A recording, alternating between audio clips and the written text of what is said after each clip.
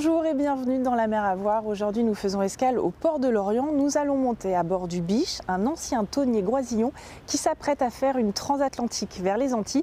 C'est un projet à la fois initiatique et pédagogique, mais avant, place au sommaire de cette émission. Le Havre Fort-de-France, pour la première fois, la Transat Jacques Vabre va relier ces deux ports français. Le grand départ est prévu le 7 novembre et 4 classes de bateaux y participent, dont des IMOCA du Vendée Globe. À quelques semaines du grand départ, nous avons assisté à un entraînement. Un père et un fils, passionnés de voile, vont également emprunter la route du café, direction les Antilles. Kieran, 23 ans, vice-champion du monde de kitefoil, et Jean-Jacques, 59 ans, ancien pilote maritime et marin aguerri. Une participation à la Transat, synonyme d'entraînement, avant la Globe 40 en juin prochain.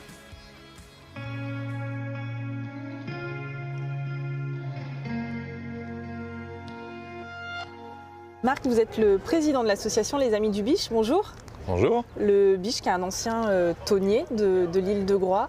Vous allez bientôt partir début novembre pour une transatlantique que ce bateau n'a encore jamais effectuée. Expliquez-nous un petit peu ce projet. Vous partez sur les traces d'un autre Dundee.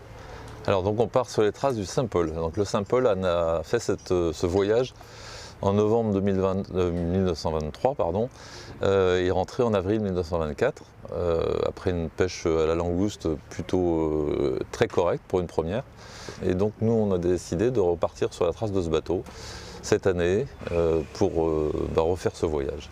Alors vous partez avec un équipage du Biche, mais il y a aussi des stagiaires, on va dire des jeunes stagiaires qu'on découvrira tout à l'heure. Expliquez-nous un petit peu le recrutement et l'idée derrière ce projet. Qu'est-ce que vous allez faire derrière? Alors ce projet, donc, on part bien sûr sur les traces du Saint-Paul, avec un programme pédagogique qui est bien lancé. Il y a entre 40 et 50 classes qui vont nous suivre, donc des classes de Bretagne Sud et des Antilles, de Martinique et de Guadeloupe. À bord, il y a 4 marins. Pour compléter cet équipage et pour financer une partie du voyage, bien évidemment, il y a donc 9 stagiaires qui vont participer à la vie du bord, aux manœuvres et à toute cette vie. Et en plus, ils auront un rôle dans l'alimentation du blog sur lequel ils enverront des images, des sons. Donc tous les jours, ils vont collecter un peu d'informations sur ce qu'ils voient, sur la faune, le comportement du bateau, la météo. Ils auront un fil à plancton à bord. L'idée, c'est d'avoir des échanges avec les élèves, de leur expliquer un petit peu comment ça fonctionne. Avec le suivi du Biche, ils vont faire toutes des mathématiques, des sciences, de la géographie, etc. Et ils vont communiquer, échanger entre eux. Et on a déjà, et Biche va être porteur de plusieurs enveloppes là, qui sont données par des classes de Lorient et de Groix, et qu'on va porter nous aux enfants des Saintes et de Martinique. Donc c'est un joli échange. Donc Marc, à présent, on va descendre dans le bateau. Vous allez nous montrer à quoi il ressemble. On va aussi rencontrer 2 stagiaires. Pendant ce temps-là, je vous propose de regarder 2 reportages. Ce sont des reportages qui sont consacrés à d'autres navigateurs qui, eux aussi, vont faire une transat vers les Antilles. C'est pour la Transat Jacques Vabre. L'intérêt du pôle Finistère course au large n'est plus à prouver. Outre son palmarès, la structure jouit d'un véritable crédit auprès de ses skippers licenciés, notamment lorsqu'il s'agit de préparer une grosse échéance comme la Transat Jacques Vabre. On doit être là ce matin à l'heure avec le bateau prêt et à 12h30 on a un départ. Donc en fait on se met un petit peu dans la configuration course, quoi, et c'est ça qui est intéressant. Et pour cette semaine, les circonstances sont particulières. C'est sûr que là, le dernier stage de l'année, il va se passer dans la bonne humeur et on va faire des choses simples sur l'eau. C'est pas le moment de casser les bateaux forcément, mais ça montre aussi la force d'un collectif de savoir se regrouper comme ça pour peaufiner les derniers détails avant le grand départ. Et ces détails sont très variables selon les futurs concurrents de la prochaine Jacques Vabre. Il y en a qui viennent très sereins parce qu'ils ont déjà presque coché toutes les lignes, ils viennent juste chercher de la confiance, et puis il y en a d'autres qui ont des voiles neuves qu'ils n'ont jamais vues, qui vont regarder aujourd'hui. Voilà, il y en a qui viennent titiller des réglages de pilote, il y en a qui viennent se faire une procédure de départ de plus avec tout le petit rituel qu'il faut mettre en place. Et une fois sur l'eau, avant cette grosse échéance, chaque compétiteur place son curseur. On prend moins de risques peut-être.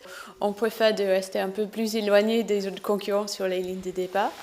Je dis ça maintenant, ça je trouve qu'on va tous être à 1 mètre dans quelques heures. On va pousser au max, bien sûr. On est là pour ça. Il faut toujours s'entraîner à 100%, sinon ça n'a pas d'intérêt. Car pour les skippers présents, au-delà de la prochaine transatlantique de novembre, il y a toujours le même challenge en ligne de mire. Ouais, c'est sûr que leur but et notre but avec eux, c'est de préparer le prochain Vendée Globe. Avant le Tour du Monde 2024, il y a les 5800 000 à venir pour les 24 engagés de cette classe IMOCA entre Le Havre et Fort-de-France.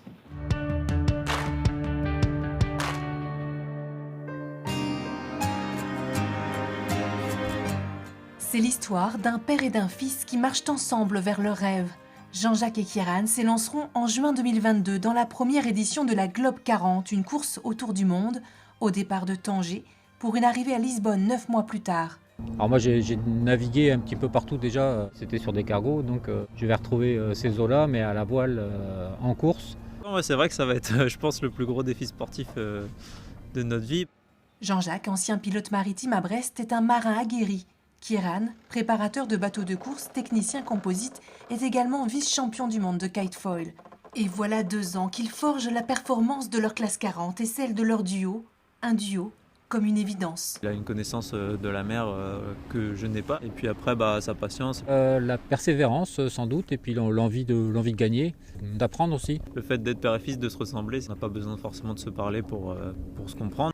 En plus d'avoir du sel dans le sang, ce duo-là a le sens du défi et du partage. Et la Globe 40, course inédite avec 9 escales, sera une belle occasion de rencontrer, d'apprendre et d'embarquer avec eux le plus de monde possible. Partager tout ce qu'on va découvrir, notamment sur par exemple les techniques de recyclage. Après sur les étapes, alors on va essayer de mettre en lien des enfants de France avec des enfants des pays d'escale. On travaille avec des instituteurs qui créent en fait des fiches pédagogiques, voire admettons, travailler les maths, mais autour de la voile et du Tour du Monde.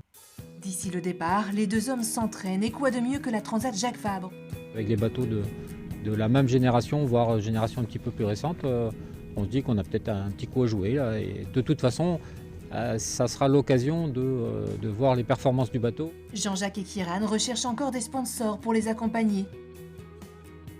Et espèrent d'ici leur départ motiver le plus grand nombre d'écoles, d'EHPAD ou d'entreprises pour rendre leur aventure encore plus belle et plus forte, car partagée, à l'image de leur duo. Donc toujours monter Alors, là, ouais, voilà. Vous descendez comme ça. Dans ce sens-là.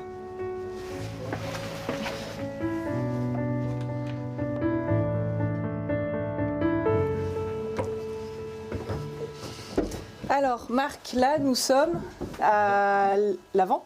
Non, Non, c'est l'arrière. Ah, je sais pas. Nous sommes dans la chambre arrière du tonnier. C'est une pièce très spécifique parce qu'elle est vraiment dans l'état où elles étaient sur ces bateaux-là en 1930. Donc on a là-dedans 4 lits clos. Donc c'est des lits extrêmement confortables, plus d'1,20 m de large, 2 mètres de long. Avec des petites portes coulissantes très, très élégantes. Dommage, elles ont été démontées. Ah, c'est pas grave. On va aller voir l'espace collectif. On va passer par la cuisine. Je vous suis. Très bien. Suivez-moi, suivez-moi.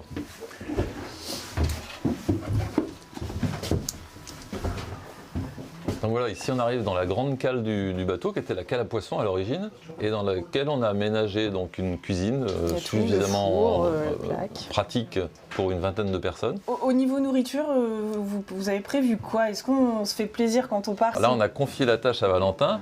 C'est un très bon cuistot, et puis donc on emmène du frais le plus possible. Tous, en fonction des dates de durée, de validité, le plus possible de frais possible. Effectivement, il y a beaucoup de choses qui se gardent bien en bateau. Il y a plein de légumes, les patates, des œufs, tout ça, ça se garde vraiment très très bien. Donc oui, ils vont bien manger, j'en suis certain. Et puis comme on dit, il faut bien manger parce que l'air de la mer, ça creuse. Ouais. On va poursuivre. Alors donc ensuite, on a ici, pardon, excusez-moi, donc les moteurs sous cette descente centrale. Un grand local technique dans lequel il y a tout ce qui est électricité, batterie, tableau électrique, convertisseur, etc. Et puis juste derrière, donc un cabinet de toilette.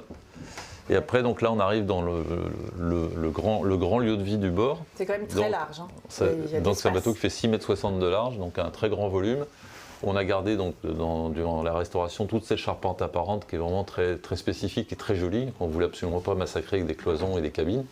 Avec des bancs, du rangement, le pied du grand mât qui traverse le carré.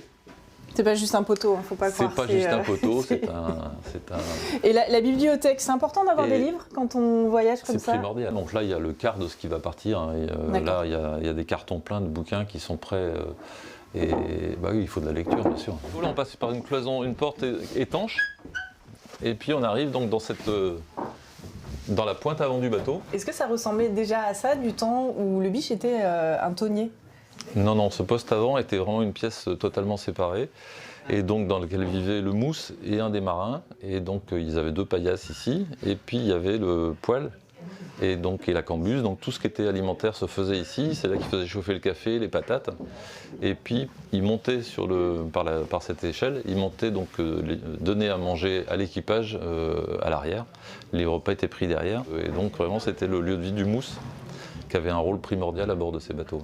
Merci Marc, on va vous souhaiter un très très bon voyage et puis on va aller retrouver les stagiaires. Bonjour. Bonjour. Dominique et Philippe, vous faites partie des jeunes stagiaires à participer à cette transat. Comment vous vous êtes retrouvés un peu dans cette aventure? Qu'est-ce qui vous a motivé à partir? Alors moi, je voulais faire une transat depuis bien longtemps. C'est un bateau qui est un bout de patrimoine maritime de Groix qui va aller à la rencontre de la culture aux Canaries. C'est un projet pédagogique. Hein. Et un projet pédagogique qu'on va essayer de partager avec des jeunes pour qu'ils aient envie d'aventure à leur tour. On va partir à la voile, on va limiter la consommation de carburant, la consommation d'énergie électrique, gérer les déchets. Beaucoup de sens et autant faire une traversée dans ces conditions. Alors vous avez l'habitude de naviguer depuis toute petite. Philippe, vous naviguez, vous avez peut-être un peu moins que... J'ai des rudiments en voile assez succincts. J'ai mon permis de bateau. J'ai navigué, mais sur des bateaux à moteur, jamais des bateaux à voile sur des longues périodes aussi également. Ça vous fait pas peur de partir comme ça, 45 jours là, sur... Non, la promiscuité, tout ça, je connais. La vie en équipage, je connais. Donc, Parce que là, c'est dans cet espace que vous allez tous vous retrouver. Bon, vous êtes déjà rencontrés une fois, vous avez passé...